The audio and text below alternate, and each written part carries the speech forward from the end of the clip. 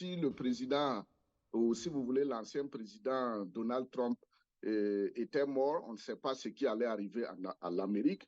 Et aussi, ces questions de scènes de violence dans la vie quotidienne américaine n'est pas aussi nouveau. Voilà, parce qu'à tout moment, tous les jours, il y a les questions de tir, il y a en tout cas la violence. Bon, aussi, il faut dire que, aussi que c'est dans la logique de la politique américaine, parce que les États-Unis ont eu une histoire politique très violente, et à chaque moment, à chaque tournant de l'histoire, on a en tout cas ces scènes de violence. Mais personnellement, quand j'analyse la situation, je veux m'appuyer sur deux présidents, en plus de Trump lui-même, pour analyser ces grands moments de l'assassinat ou de la tentative d'assassinat. Par exemple, quand vous prenez l'assassinat d'Abraham Lincoln, qui est le premier à être assassiné, il y avait à cette époque une question majeure, la question de l'esclavage, et qui a divisé le Sud et le Nord. Et on a vu comment il a été assassiné par le dos, il a été fusillé. Maintenant, quand vous prenez Kennedy, il a été assassiné aussi par le dos.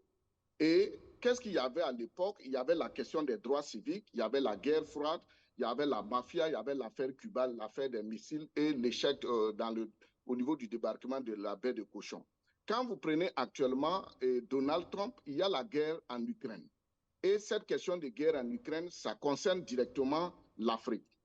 Il y a aussi, quand je dis ça concerne l'Afrique, il y a la question de l'Ukraine et de l'AES et il y a la question de l'immigration. Donc, on est à un tournant très décisif et chaque fois que vous voyez en Occident, il y a des mouvements comme ça, il faut se référer à l'Afrique pour comprendre ce qui se passe avec l'Afrique.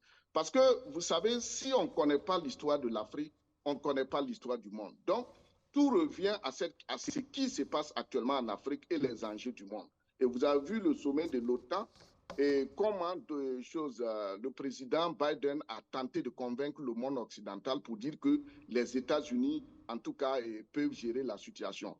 Et aussi, ça amène directement Trump, il gagne encore de popularité, il a eu une popularité et ça l'amène directement dans la mythologie politique américaine, à savoir qu'il a été en tout cas victime d'un assassinat. Donc c'est un monde qui se dessine actuellement.